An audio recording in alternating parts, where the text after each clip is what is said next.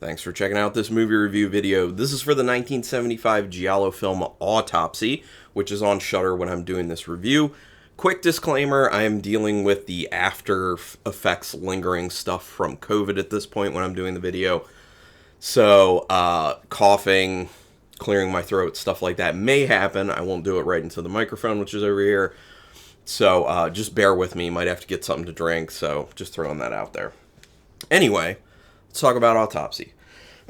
Directed by Armando Crispino, who also did Pleasant Nights, John the Bastard, Commandos, The Dead Are Alive, which is another giallo film that I reviewed on my channel. I literally have a playlist for well over 80 giallo films at this point that you can check out. And he also did, I love this title, Frankenstein Italian Style. I got to seek that one out. Written by Crispino as well as Lucio Battistrada, who he'd worked with before. Battistrada wrote scripts for The Boxer, Crime Boss, The Dead Are Alive, Vatican Conspiracy, and The House of the Yellow Carpet, which sounds like a giallo. Mimsy Farmer is in this film. I've seen her in a few things. You've probably seen her in a few things as well. The Perfume of the Lady in Black, which I did a review for. Four Flies on Grey Velvet, which I also did a review for. The Black Cat, Body Count, and this is an interesting thing about Mimsy Farmer, where her career went. She was a sculptor for the films Charlie and the Chocolate Factory, Pirates of the Caribbean on Stranger Tides, Wrath of the Titans, the newer one, Beauty and the Beast, and Guardians of the Galaxy. Just to name a few. She has a lot of credits. The music in this is good because it's a Neo Morricone, except when it's that like really weird song that happens a few times. It's just like a ton of whistling. That song's terrible. That was really annoying. I literally turned the volume way down when that song was on. Other than that, really good music because it's a Neo Morricone. R.I.P. Neo Morricone. The alternate titles for this film were Sunspots as well as The Victim.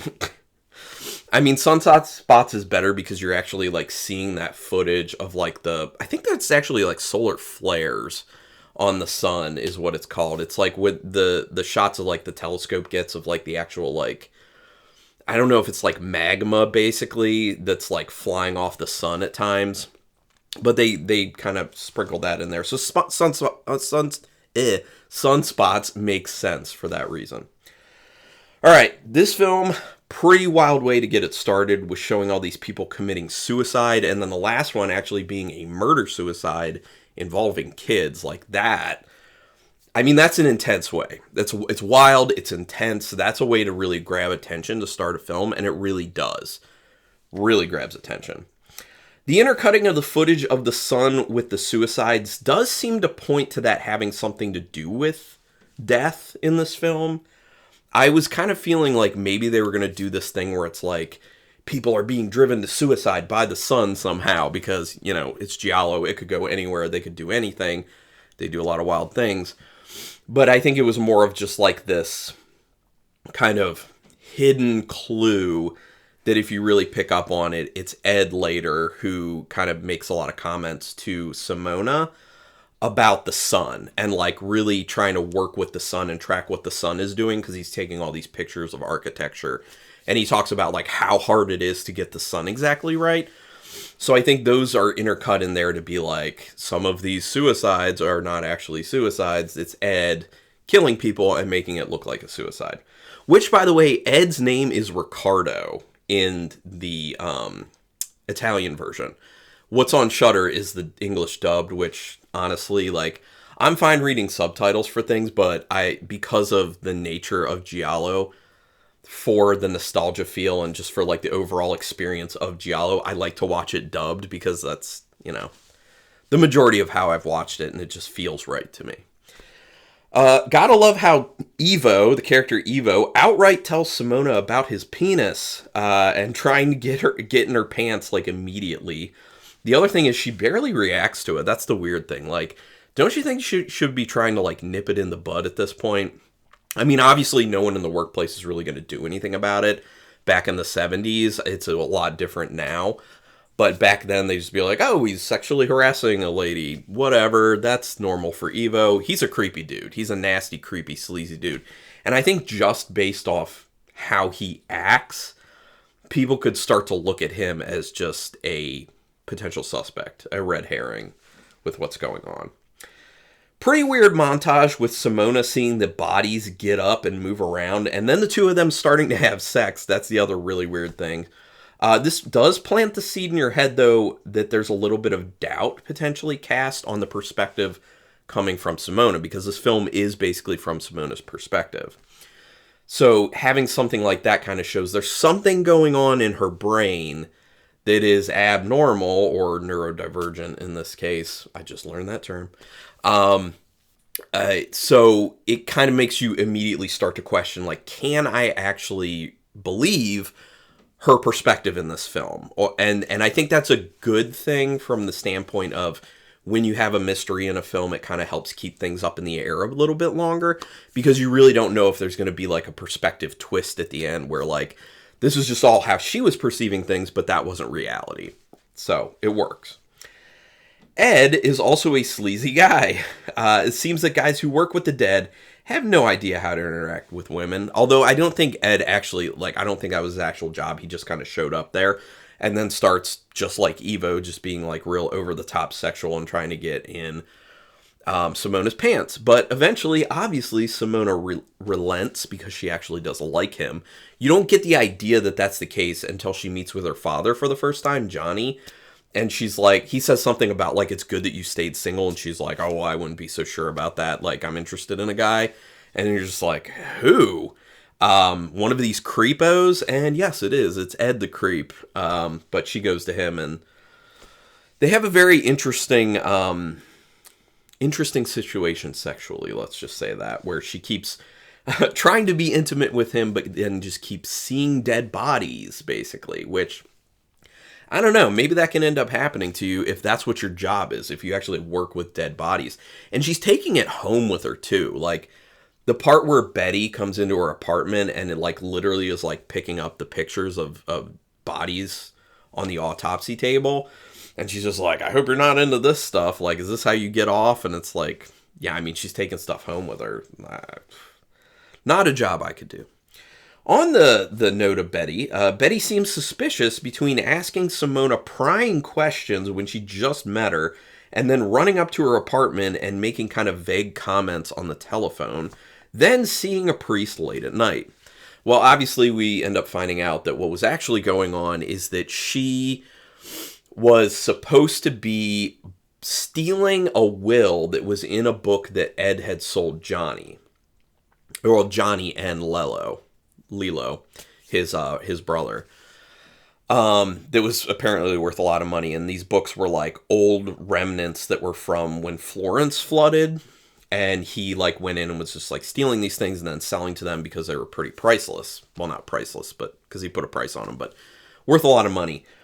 So he was planning to get it stolen, and Betty was his partner. She was supposed to go in, steal the will that he needed that had to do with his inheritance, and then get it back to him. But then she started having cold feet. She felt bad about stealing from Johnny, especially because she started this relationship with Johnny, and Johnny decides that they're going to get married. Like, I guess she said yes to getting married to him. That must have been like a whirlwind romance there. You get that idea.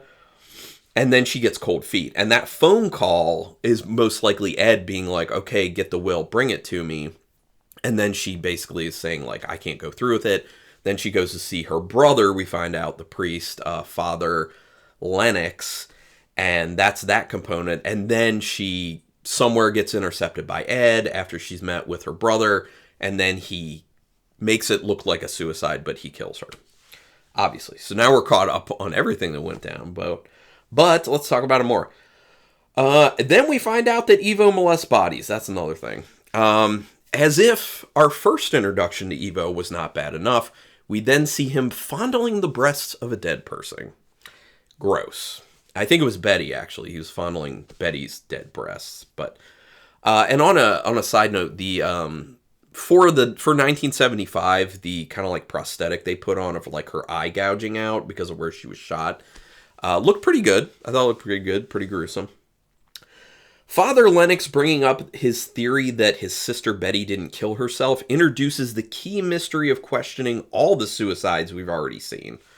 At least it did for me. Like, as soon as that was introduced, where he's like, she didn't commit suicide, I know this for sure.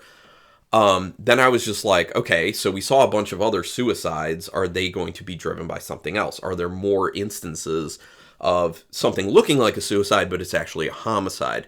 Which, that's the whole big thing with Simona in the film, is that she is supposed to be an expert, basically, at determining what is suicide and what is staged suicide that's actually homicide.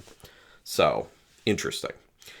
Ed telling Simona so much about the son as relates to his photos made me very suspicious of him. Immediately, mind you, this is the first time I've seen the film, and that's usually what I do. I watch a film for the first time, take the notes, and do the review. So, fresh reaction. Yeah, so I was very suspicious of him. I'm like, it tied my... I immediately thought about all those sun images that were interspersed with the deaths, and I was like, this has to be pointing to him, and yet, yes, in the end, it was pointing to him, basically. It's got to be a real bummer seeing dead people when you're trying to get it on. The dysfunction that I was talking about that she was having, that's a big bummer. I cannot imagine having that situation where you're trying to have sex with someone and dead bodies just keep popping into your head. Pause real quick for horror hydration. Surprised I made it this far without doing that already.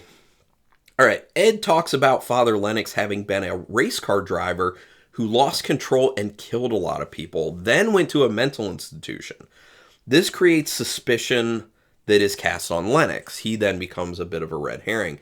Now, you can obviously tell that the reason Ed brings this stuff up most likely is because he knows that Father Lennox, he probably knows that Father Lennox was Betty's brother, and that he sees Father Lennox kind of getting closer to Simona, and he's kind of like, this is a dangerous situation for me personally. So he then introduces this kind of doubt about Father Lennox into Simona's mind and the audience's mind.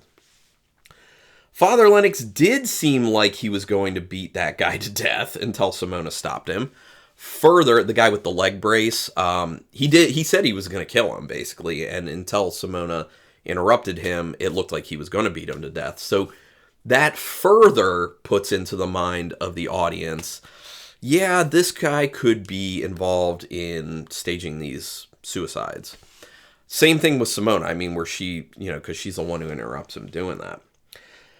Simona cleaning Betty's stuff out of her father's apartment at Father Lennox, after Father Lennox kind of accused her father of killing her, seems like a bad idea. Anyone else feel that way, that seems like a bad idea, like she was potentially cleaning up part of a crime scene? But I guess that's what she felt like she needed to do for her father, because, at that point, it seemed like she was a little suspicious of her father, especially after Father Lennox made that comment. Why does Simona go into the guy's apartment who has the dog? I don't understand why she wanders in there. Because the dog was barking, I think is what's insinuated. But is that why people just enter other people's apartments because the dog is barking? I don't know. And then all of a sudden, why is Father Lennox there? Because as soon as she finds the body, he's there immediately, which that seems suspicious too, because it then seems like he killed that guy as well. I don't know. It's just a little weird. A pretty good scene. It's a pretty good scene when Simona gets locked in the room with the mannequin that gets its head blown off, and she's really close to it. So she almost got some buckshot on, in her face at that point. That's a cool scene. It does a good job of kind of building tension and being kind of creepy, honestly, with all those mannequins. Mannequins are just creepy in general. Let's all be honest about that one. But the scene with it getting its head blown off is kind of cool. Johnny strangling Lello is supposed to give you the idea that he could kill, so maybe he did kill Betty. So we're creating Johnny, Simona's father, as a red herring at this point as well. He also seems very concerned about the document that she stole and the fact that he thinks that Lello got it and was kind of holding it back from him, because he gets that letter from Betty basically saying, I can't go through it, and here's the document. So yeah. So you're like, maybe he killed him, or would kill him. But then, of course, Johnny won't be able to talk to anyone after his fall because that's made sure of. That makes sure that you can't get information that you really want from him. None of the characters and none of the audience members. This is something that constantly happens in giallo. It's usually in there in the sense of someone says, I have something really important to tell you, but I'll tell you later. And they're never going to tell you later because they will always be dead. They didn't do that in this situation, and he didn't die, but he was in this state where he couldn't tell anyone anything. Then they do get the technology where he can kind of like bring up letters, but starts to like, I don't know, stroke out or something. I don't know what was going on at that point. Getting too exhausted. I don't know. But Simona does go overboard stabbing Ivo with that fork when he had tried to assault her. Saw that coming. It was just this escalation of like him being a creep a little bit, then molesting bodies, and then the next step, trying to assault Simona. Yeah, she stabbed him to get him away, but then she just kept going. And at that point, you think back to the whole like questioning her perspective, and you're kind of like, is she having something to do with this? Because we're getting the idea, or we're being told basically that she's not 100% there at times. She is having these kind of like moments that are taking her out of reality with seeing all these dead people. Simona's love for Father Lennox kind of feels like it comes out of nowhere. That relationship didn't really feel like it was making a whole lot of sense, especially because at that point she was still getting it on with Ed. She had this established relationship with Ed, yet she was also like, I'm in love with you, Father Lennox. And he's like, well, I'm in love with you. And then she's like, well, we can't do anything about it. And he's like, well, I don't know, maybe we can. You want a bone? I don't think they do bone, though. I think it was her. Did they actually bone? I can't remember if it was them actually boning or it was just her picturing him when she's having sex with Ed. That definitely happened. But I don't know if they then also had sex. I can't remember. You can tell me in the comments. Although it doesn't really matter that much. But that relationship felt forced. That piece of music comprised of a lot of whistling. Horrible, annoying. Already talked about it. Bears repeating that. So who dropped off the suitcase with the old damaged book from Florence, and why? I don't understand. They dropped it off to Father Lennox, where he was, and then he goes through, he finds the book, he finds the like ink blots that were from the will, he deciphers all that, and that's how you get to like figuring out that Ed did it, because of this whole will and the inheritance. But who dropped that off? Because they say it was Simona, basically, like they describe her, but you don't actually see her because Father Lennox goes after whoever it was, but you don't actually see her. So I don't know who it was. Did I miss that they explained it? I guess it doesn't matter that much, but. So Ed has been killing people so he can secure an inheritance by getting a will that was in a book he sold to Johnny. I don't know why he couldn't have just been like, yo, I left something in there. Can I have it? You know what I mean? Weird. But didn't he say something about... He did say something about Johnny trying to then blackmail him. But what was he... I guess he was trying to blackmail him about stealing those books and selling them. That'd be my guess. And then he's basically like, no, I'm going to keep this will. Like, why does he even want the will? Like... Unless he's trying to say, I need a cut of this. Like, I will give you the will if you give me a cut of it. And then Ed's basically like, I'm not sharing this with anyone, so people are going to die now. Honestly, I'd just share it, to be honest, at that point. He's already making money from these books. I mean, come on. And you get the idea it was a good amount. Ed killed Betty because she was supposed to steal the will, but felt bad and then hid it from him. Yeah. Really? Father Lennox can bite through a glass bottle with ease when he's drugged? First of all, there's no way he could bite through that glass bottle. Second of all, he's drugged on top of it, and by looking at Simona, you can, like, not move for the most part. And it looks like he's struggling to move, yet somehow he has first of all, he has the power in his jaw not drugged to break a glass bottle with it, and then drugged when he shouldn't even really be able to move, he could still muster the strength to do that glass bottle. I don't know, it's weird. Also, I don't know the significance of the drug he kept taking.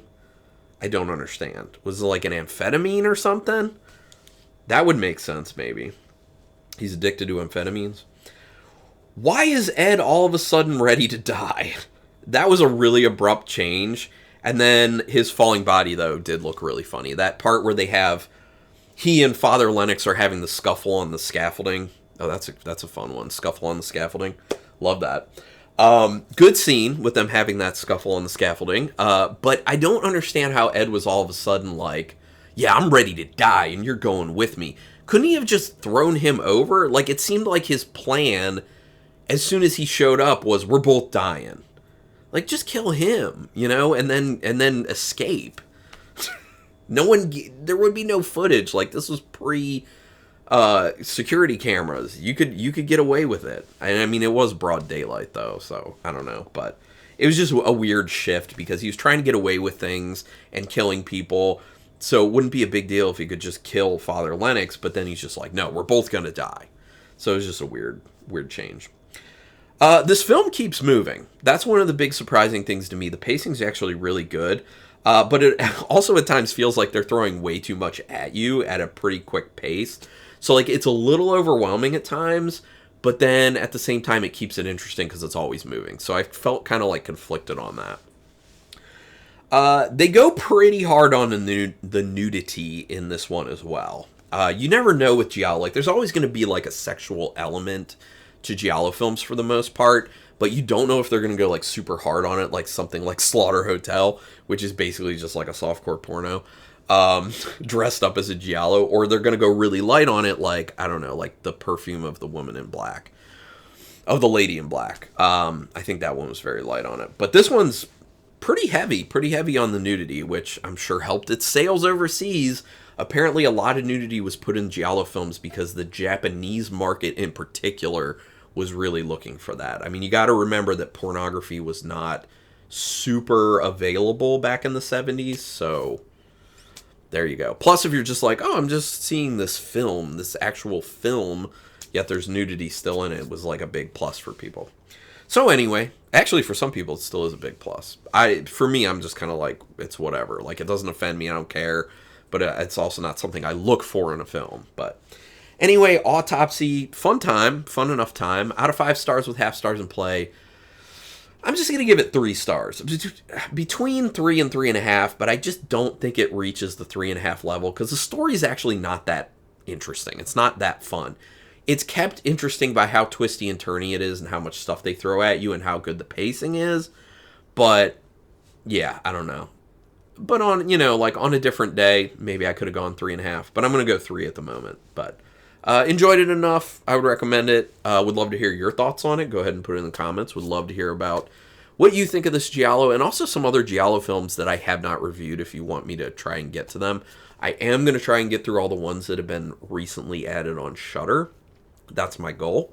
And I'm not necessarily going to put them out like every Sunday. It might be alternating because I'm also doing like newer film reviews at this point too.